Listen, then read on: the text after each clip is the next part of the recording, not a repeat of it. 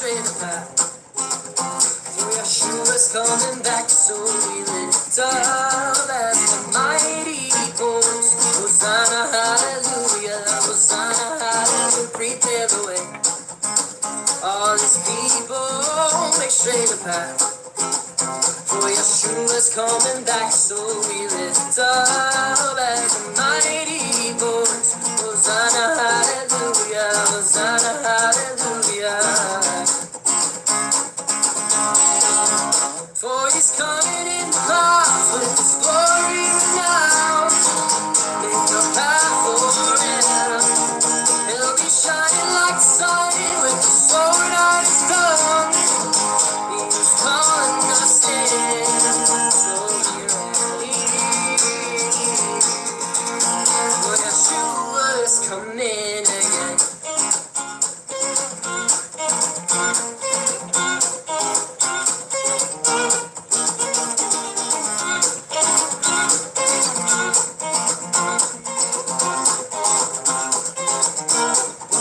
Prepare the way. All his people make straight a path. For Yeshua's coming back, so we lift up as a mighty horse. Hosanna, hallelujah, Hosanna, hallelujah. For he's coming in the clouds with his glory renowned. Make a path for him. He'll be shining like the sun with the sword on his tongue. He's calling us in, so be ready. For Yeshua is coming again.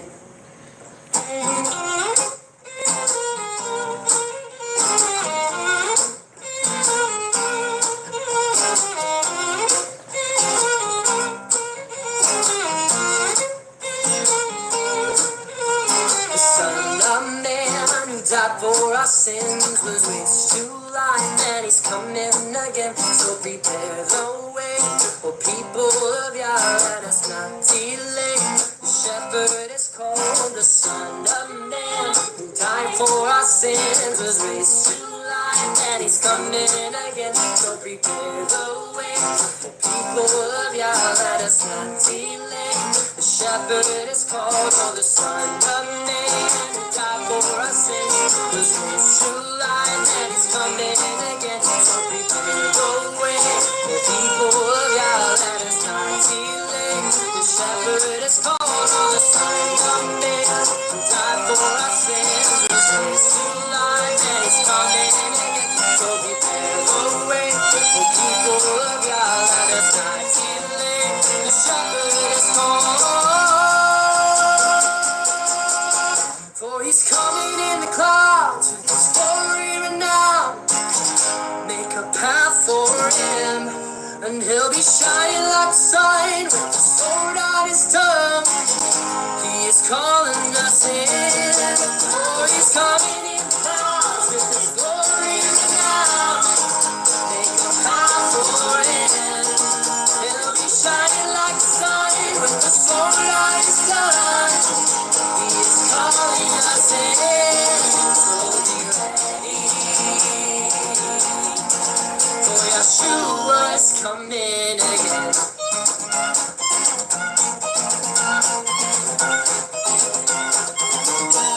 He's coming again.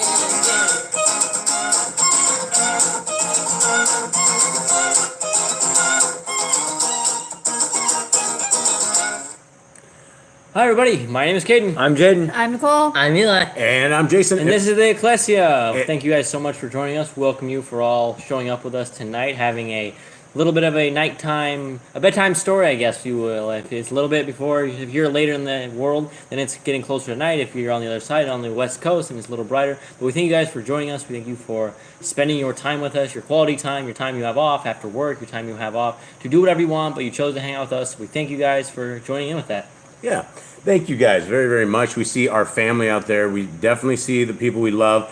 Emissary of Elohim, much love to you, little brother. Not little brother, but big brother, side brother. And Zach, Z, and Rhiannon, and everybody out there. Judith. Judith's in there. Who do we have? Anyone else? That's it. That's Yeah. it. That's all we absolutely need. Much love to you guys out there. Let's do a quick prayer. Gracious Heavenly Father, we thank you for this day. We thank you for blessing us, giving us another chance at a day that you have protected us. You have given us your Torah. You have given us your Son. You have given us a direction. You have given us life. And Father, we thank you for these blessings, and we thank you for just the joy of knowing you and the joy of knowing your path forward. Father, please bless this little ecclesia that we have here. Please bring us closer to your word, Father. Please bestow wisdom upon us, that we are all just full of wisdom, that we understand your ways, and that we are willing to obey your commands, and that we are your people. Father, we thank you for your Son, and we thank you for your Torah. We ask us all in the name of Yahushua. Amen. All right. How you guys doing?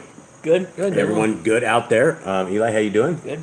Everyone hunky-dory? You guys any kind of stories, anything at all? No, nothing crazy. Okay, well, that's pretty boring. Okay, let us begin. Then let's take a quick look. We are in Sirach, and for those who do not know, Sirach is what is a little bit of history on Sirach that we know that of this. Kate. So far, we know that Sirach is by a man written that went down to Egypt. He translated this. He wrote this. His name, what was his name? I don't remember his name, but he was the son of Yahushua, another Yahushua. Yeah. The grandson. The grandson. Okay, yeah, and so this was close to, I believe, this was in a couple of 100 years of Messiah, correct? Do we know? I think so. I think that's according to the Wikipedia. Yeah. That is what it says within like a couple 100 years. It was like 120, 130 BC, I think. Okay, yeah. So what do we know of this compared to other books? Why isn't this in the scriptures? Is there anything different of this that we know of anything else? No, it all talks about the same stuff. It sounds a lot like Solomon. It just has a bit of almost a more human tone to it, not a king's tone to it, as more of a person that is actually not a royalty, just a person with wisdom. Yeah. Okay. And for those who have never heard this before, our little family is a family out in South America. We are living in the middle of a jungle, and we believe that what people call the laws of God, or we call them as the laws of Yahuwah, we believe that they are ordained for all time. We believe that they are the greatest things that you will ever encounter in your life. And when I say the Torah, I'm talking about Genesis, Exodus, Leviticus, Numbers, and Deuteronomy. And inside of those books, we have about 150, 160 commands that we can keep today that are specifically for all of us today. And they are commandments that when we learn to fall in love with them and learn to keep them really close to our heart, they will enhance our life as we will start to understand the heart, mind, and soul of our Creator and His wishes for us. And if we take the laws, statutes, and commands of our Creator and we have nailed them to a cross, then we will never get the heart of our Creator, and we will never understand what His true mind is. And our Messiah, Yahushua, talks a lot about the Torah, and he says, if you love me, keep my commandments. And the commandments that he's speaking of are the commandments of his Father. And you will never find them anywhere else unless you keep this Torah. And so as we do this lesson tonight, and for those who listen to this in the future, the Torah is the greatest set of words you will ever read. It is the greatest promises that you will ever find. And I encourage everybody to take a copy of the Torah and read it. Read it as a love letter from our Creator to you, that it will be the greatest things that you will ever have if you will apply them to your lives. Okay, let us get ready and let us get into this. Chapter 4, verse 1 of Sirach, Ecclesiasticus. And my son, do not rob the poor of his living, and do not allow the needy eyes to wait long. Do not make a hungry being sorrowful, neither provoke a man in his distress. Okay, what are we talking about right here, guys? We're talking about a poor person. You're a poor person. It's like, don't take everything they have, right? They have nothing left. Why would you take what left they have? Yeah, and needy eyes. What are needy eyes? What would we say what needy eyes are? Needy eyes are someone that needs something, and if they need it, and you're like, oh, I'll give it to you in a couple weeks, or you just make them wait long and say, oh, I'll think about it or something, when it's really needed, right? And needy eyes is someone that needs something. It's a poor person that needs food, that needs shelter, that needs some form of clothing because it's cold, whatever it is. It could be a Bible, and if they're looking for the word of the Creator, and you tell them no and you don't deem them worthy of the Bible, that's also making the needy wait long. Yeah, absolutely. And the needy and the hungry and the people, what do we know about the hurt people, that the cries of the hurt? What does our Creator promise, or what do we know that he does for the broken, the weak, the distraught? He hears their cries. He takes vengeance upon those that hurt the poor, the wicked. He hurts those people that hurt the other people. He says you will be judged in the same way. And the poor person you just refuse to look at, you refuse to help, you will be that person, and someone will do the exact same to you. Yeah, and it says, do not make a hungry being sorrowful. Neither provoke a man in his distress. So when someone's already down, why would you kick them when they're down? You don't kick someone when they're down. You help them up. You don't want to push them down farther when they're already distressed or they're hungry. You want to give them food and build them back up so that they are not down. Yeah, and that's a lot of things that most people will not come to you and ask you for help unless they absolutely need help. And in the time of help is the time that people are most receptive to the word of our Creator. And so if we are those people that are robbing the poor, or that we are somebody needs something and we just are too greedy to give it to them, or that somebody's hungry or somebody's already broken and we add to this, there's no way they're ever going to be receptive to the word of our Creator, right? If you do not help them in their distress, when they're not distressed, they will look at you and they will know that you were not there to help them. And the signs of our Creator are people that care. It's about a heart that loves everybody. It's about a heart that is about taking care of the poor, the orphans, widows, those kind of things. Those are our people that we need to love with everything. Okay, continue on. Do not add more trouble to a heart that is tortured, and do not delay to give to he who is in need. Okay, that's kind of an interesting thing, and that's something that a lot of people will have a ton of regrets in their lives. And I just recently today I actually heard a story about that, which I'm not going to get into because she asked me not to talk about it. But it was about a gal who she had the opportunity to help a homeless guy, and things turned bad, and he ended up killing himself. And I could tell by her email that she was broken inside, and there were a tremendous amount of questions. And it's things like this that you can't blame her for it, but by default we can always wonder if we had done something different, how it would have been. And these are things in our lives that we won't maybe have another chance to do that. And so if somebody has a broken heart and somebody who's in need, we need to open up our pockets right now. We need to do whatever it is to take care of them. And we can't delay, because if there is a delay, there's always a chance that we will never ever have another chance to help those in need. And so the people that are in need is timing specific, and that timing is when they're asking, and that's when we need to take care of them. Okay. Neither turn away your face from a poor man. Okay, hold on, I missed that. 4, do not reject the supplication of the afflicted. Neither turn away your face from a poor man. Do not turn your eye from the needy, and give him no occasion to curse you. For if he curses you in the bitterness of his being, his prayer shall be heard by he who made him. Okay, something to consider, right? Is this correct? If somebody who's down on their, what they say, down on their luck, or somebody that's broken, and you don't help them, what do you think they're going to feel about you? They're probably going to be really upset with you. Like they saw that you had something and you refused to help them with that thing you had, with whatever it was, and you had the opportunity to help and you didn't. They're probably not going to be very happy with you and they're going to be like, Yahuwah, why did these people not help me? They had the opportunity, they had what I needed, and they refused to help me. Yeah, and it clearly says his prayer shall be heard by he who made him. And that's what we don't want to do, is we do not want to get on the bad side of our Creator. There's a lot of things we can do in this world that are bad, but getting on the wrong side of our Creator is very bad. In fact, it's just a very, very bad thing. There's no reason to do it. Why would we ever want to upset the Creator of the universe and possibly cause him to give us wrath?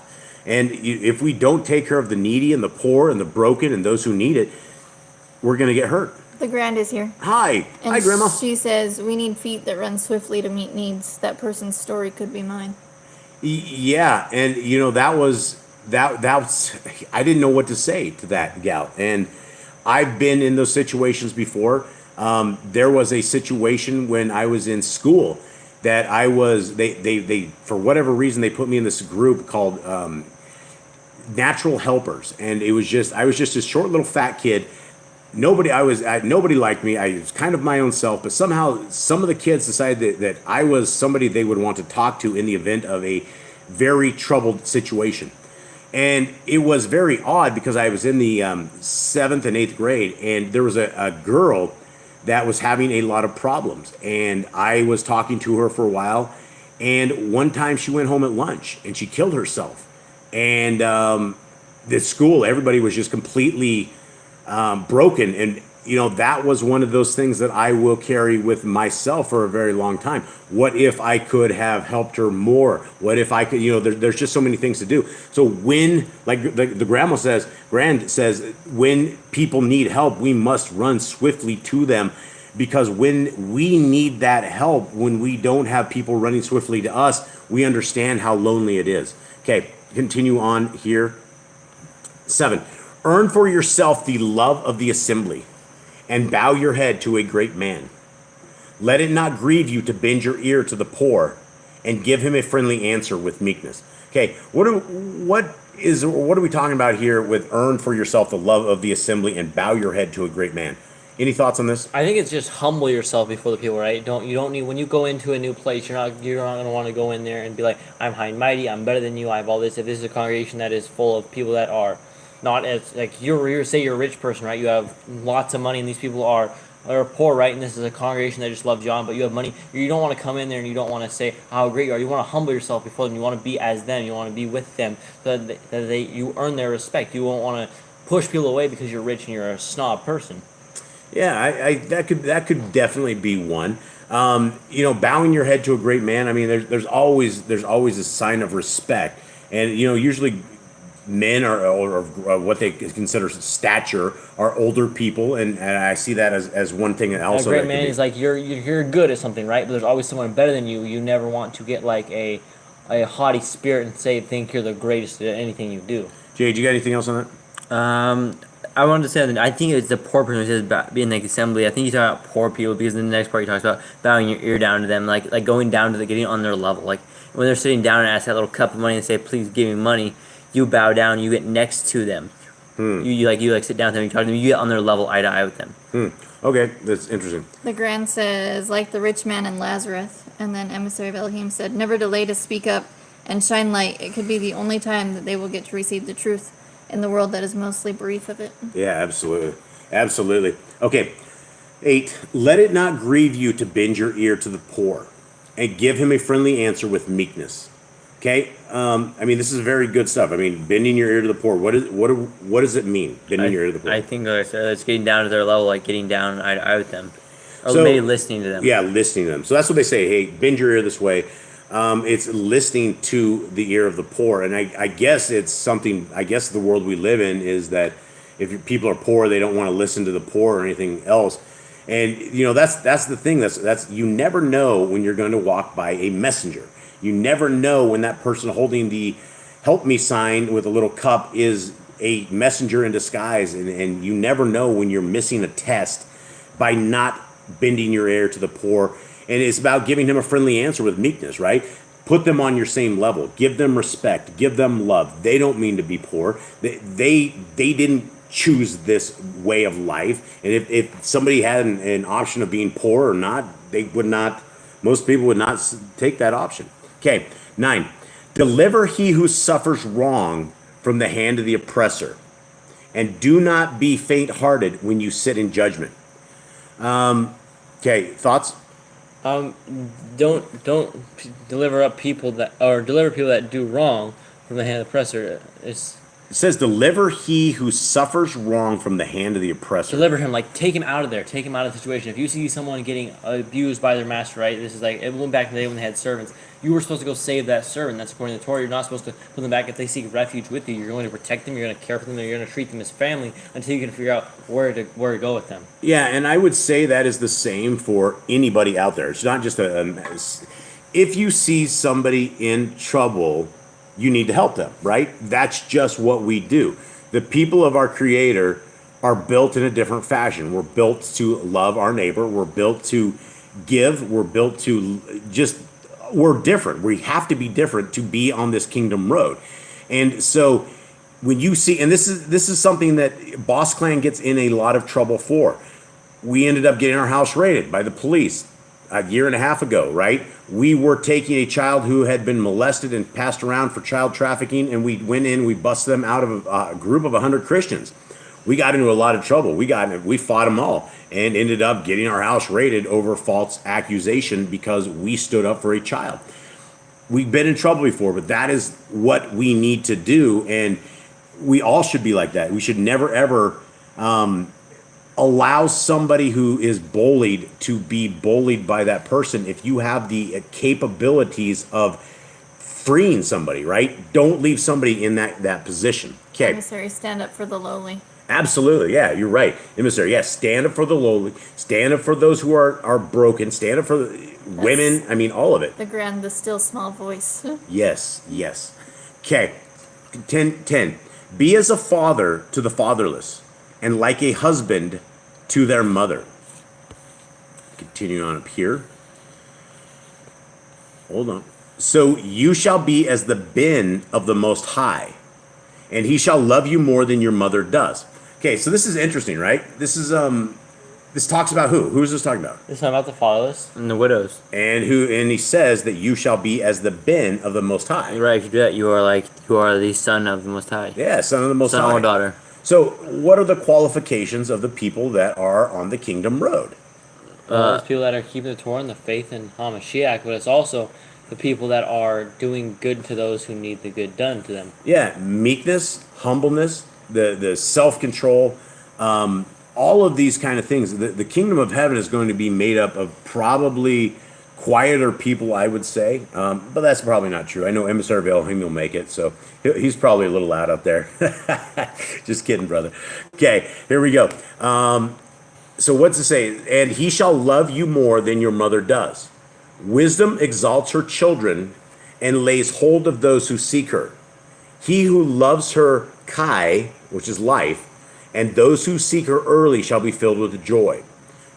What are we talking about, gentlemen? It's about finding wisdom. He basically said when you find wisdom and you search for wisdom, you love life. If you're trying to save your life, you're trying to save your soul. So when you want to find this wisdom, you are saving yourself when you look for wisdom. Yeah, definitely. And wisdom is one of those things that it's one of the things in the Bible, that one of the things that we know that we can pray for, that we will get if we pray for it and we seek it and we ask for it. And so that should always be in our prayers, that we are asking our Creator to bestow the spirit of wisdom upon us, that we are able to see things that others are not. Okay, let's continue on. And those who seek her early shall be filled with joy. He who holds her fast shall inherit esteem. And whenever she enters, Yahuwah shall baruch. Those who serve her, serve the Kodesh one.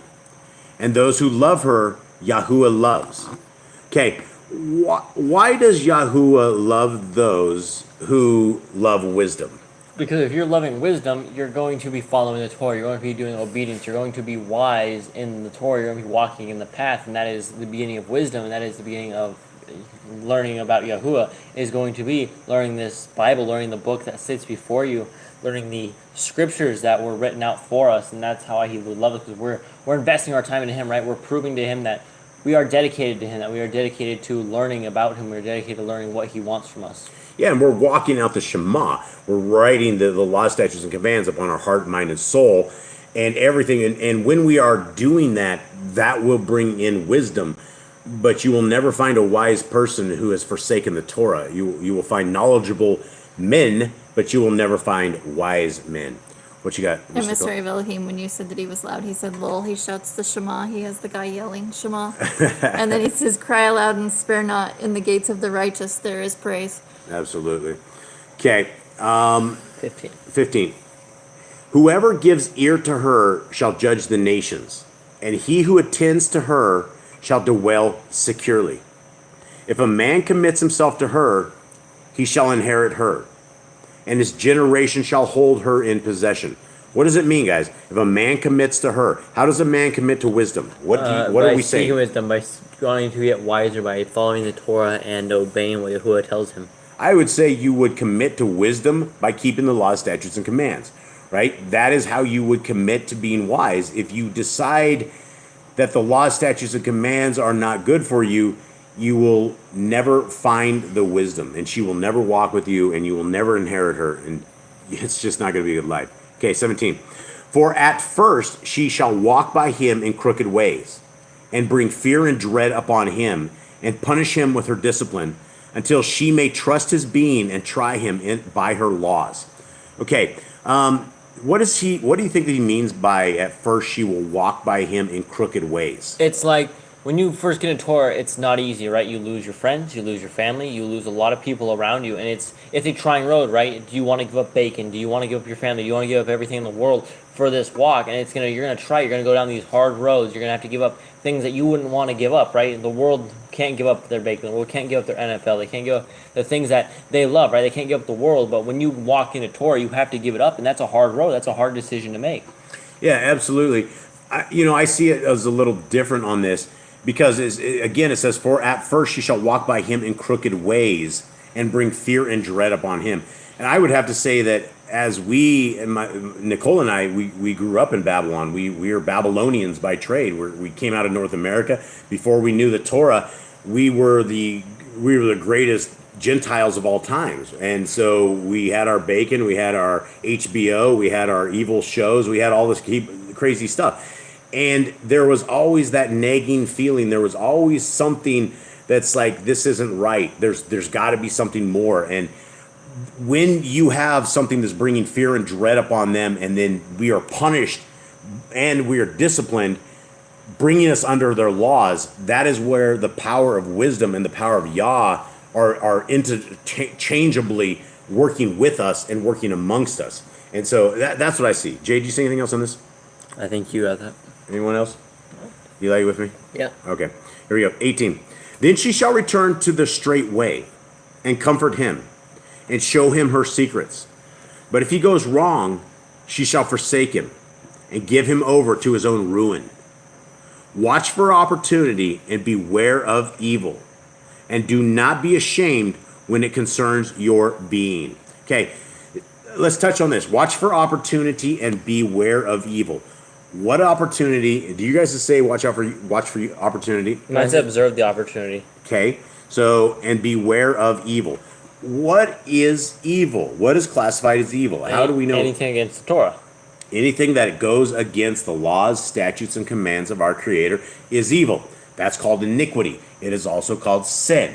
We would never know what sin is unless we have the Torah. Now that we know what sin is, this is where we must watch for this opportunity. But if you are not in the Torah, when the opportunity comes, you're not going to know to beware of evil. You're going to get into it because you do not have a foundation of strength. And the Torah is a foundation of strength.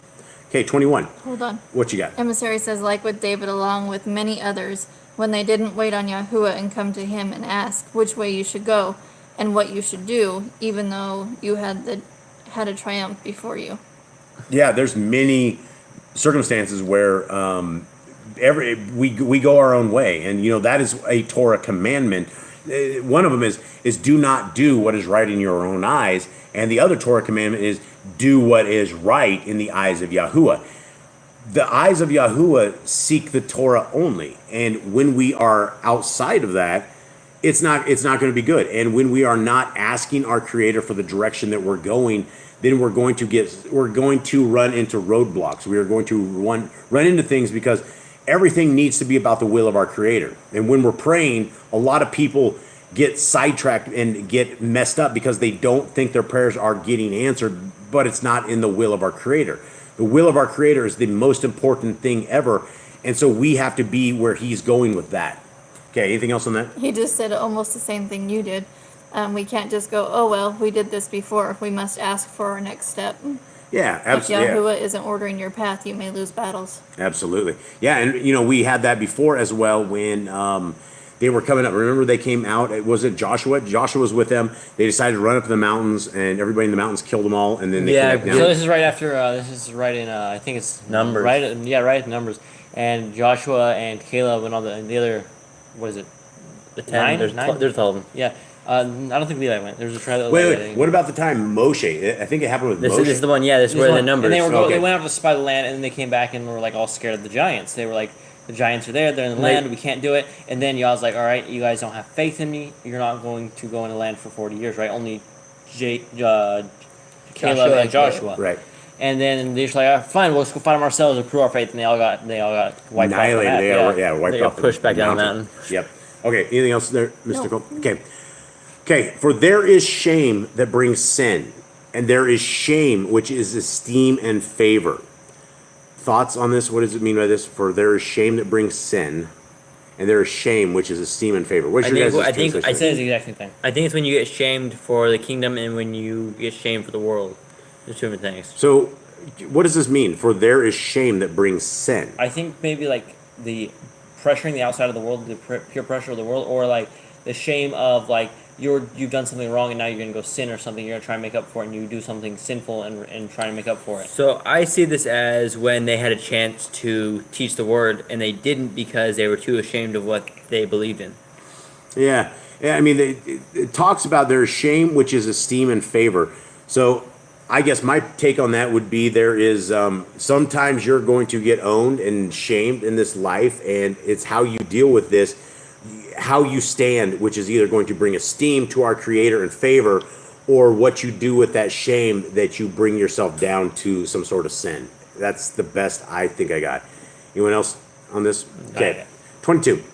Do not show partiality against your being, and do not let the fear of any man cause you to fall. Okay, what does yours say? Do not show partiality? Accept no person against thy soul.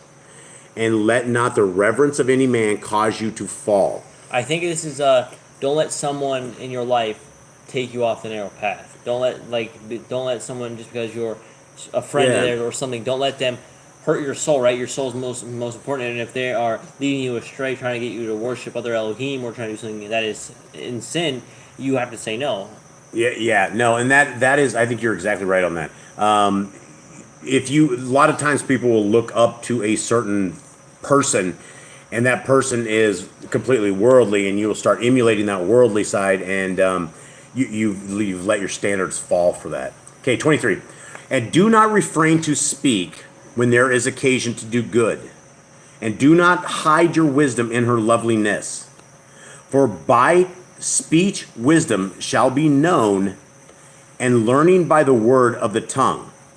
By no means speak against the truth, but be ashamed of the strain of your ignorance. Okay, what is he saying? So basically, he starts off by saying, don't let yourself not speak when it needs to be said. When something needs to be said, when you need to stand up for someone, don't hide those words. Don't stay quiet in moments that need to be spoken up for, especially if you see something happening and you can stand up for the person. The truth is capital, so they speak talking about the Torah. Don't go against the Torah. In no wise, and so basically in no way, shape, or form, speak against the truth, which could be the Torah, right? That definitely could. That is, and probably what that is. And I mean, that's every day. I mean, people are very, very ashamed of the Torah and very ashamed of Yah and ashamed of Messiah Yahushua. Don't be ashamed. Okay. And also, by no means speak against the truth. I will lead that into what I would say I am doing with the Hallelujah Scriptures. I'm not going to allow them to lie anymore, and I am going to speak for the truth. I'm not going to speak against their lies. And so that's one thing that we will always do is we are not going to bow to any of this, and it's going to be Yah's way or no way. Okay, 26. Emissary says, seek to understand before seeking to be understood. Thinking you understand, don't speak presumptuously against it. Yeah, absolutely. Okay, 26. Do not be ashamed to confess your sins, and do not force the course of the river. Okay, we know that you cannot. I guess you could force a course of a river, or attempt to, but he says it's probably not a good idea. You know what he's talking about? The course of a river. He's trying to say, do not force things to happen, right? Do not go against on your own merit, on your own will to do things. You need to put your problems in the hands of God. And if you go to try and take your own problems and force this outcome to happen without consulting Yah, I think it's going to go wrong. Why would people be ashamed to confess sins? Because they've done evil and they don't want people to know what they've done. They don't. They want to keep it to themselves because they're ashamed of what they've done. Could be. Okay. 27. Do not make yourself a servant to a foolish man, neither show partiality to the mighty. Strive for the truth unto death, and Yahuwah shall fight for you. Do not be hasty with your tongue, or slack and negligent in your deeds. Do not be as a lion in your house, nor wroth among your servants. Do not let your hand be stretched out to receive, and closed when you should repay. Okay, there's a lot of stuff in that bottom part. Let's take a quick look at that. Do not make yourself a servant to a foolish man, neither show partiality to the mighty. What does this mean right here? If you make yourself a servant under the foolish, right, you're just adding more foolishness. If you put into someone that has no understanding, no idea, no wisdom, and you say, oh, I will work for you, I'll be your servant, something and so on, like that, you're only causing more problems for yourself because it will drive you to the point of possibly death. Well, yeah, and I mean, you don't want to be working for a foolish boss. It is a bad deal because they can literally, you could lose your life by negligent actions of them where they're not right for leading. Okay, when it says strive for truth unto death and Yahuwah shall fight for you, that's a huge thing, right? And again, I will take that back to the Hallelujah Scriptures. I am striving for truth unto death. And I believe, without a shadow of a doubt, that Yahuwah is fighting this fight, and he does want this exposed. So we need to stay in truth. We need to, it doesn't matter what it is. There's no such thing as half-truths. It's either a lie or it's the truth. And you can wash something just a little bit, and it's still a lie, and it's still breaking commandments. And so we must be honest in everything we do. We cannot be liars. We cannot be deceivers. We cannot be those kind of people if we want to find the kingdom. Okay, last thing here. Do not be hasty with your tongue, or slack and negligent in your deeds. Okay, hasty with your tongue. What is this talking about, gentlemen? Don't be fast to speak. Free to speak. In moments that you have to defend yourself, or a moment that there is conflict between you or something else, and you speak quickly, it can only lead to more problems because your mind is not clear. You're just speaking, you're quick to speak, and it shows no wisdom. Yeah. Or slack and negligent in your deeds. What does this mean, gentlemen? It means being lazy, right? It means if you're slack in your deeds, you're not doing your complete job. And what is it? Even if you are working for a man or you're working for someone, you're still proving yourself to Yah. Yah wants diligent workers. This is the testing grounds, right? Are you diligent? He doesn't want someone to go out in the battlefield and be like, I'll do it whenever, right? He doesn't want the next kingdom and see someone that's lazy on the battlefield. Yeah, and that's our first commandment, right? Be fruitful. That is our very first commandment that we have in the Scriptures, is to be fruitful. And being lazy does not break this. It breaks the commandment. It is really what it does. Okay, now where it says do not be as a lion in your house, what do you suppose that means? That means don't hunt your family members down. If Yeah. you're a lion, you're hiding in the bush, you're hunting them down, you're stalking your prey, right? That's what lions do. You want to be as a herd, a full herd, right? A herd of cows, they all flock together. They don't sit there and they don't hunt each other down, they don't kill each other. But cows, don't they take their horns and start hitting each other? I think they're playing. I don't think they're playing, it's bro. it's a dominance thing, but That's not playing. lions, this is an example for this, right? Herds of sheep and stuff, herds of animals, they flock together, right? They all walk together, they eat together, they stay together, and things like that. They're not trying to kill each other. Yeah, but they do still. Animals still do that. They show But who's in charge. No, that's exactly right. Don't be a lion in your house. Don't destroy everybody as prey, and don't be evil to your servants. Now, last final thing. It says, do not let your hand be stretched out to receive, and closed when you repay. So it's basically saying don't take and not give. You need to be willing to receive and give. Yeah, absolutely. And this goes to, this is the theme of this chapter, is that we need to love those who need help. We need to take care of those who are not able to take care of themselves. And we need to rush quickly, as the Grand said, to those who need help. There may not be a second chance for us. The people that need help, they may only have one last moment of where they need somebody that can help them, and you may be the last hope they have. And so I guess this is it. Anything else? Much love to everybody out there. How is the chat room, Miss Nicole? Tess showed up, so hi Tess. Hi, I don't know if Tess. Cindy and Ollie and Abby are there or not, but Yep. at least hi to all of them. Much love to Ollie, Abby, and the whole family for sure. And I think we're good. Emissary just said, let them glean your fruit. Absolutely. And be more like Abraham. Yes. Okay, well, thank you guys. Much love to everybody out there. We love you. We truly do. Thank you to everybody now and in the future that listens to this. And I guess our advice is for everybody is read your Torah. Seek our Creator where He is able to be found. The coolest kids on the block are those who are keeping the Torah. The coolest kids in the kingdom to come are those who have kept the Torah and the faith of Messiah Yahushua. So, guys, we will leave it at that. We hope you guys have a wonderful rest of the week.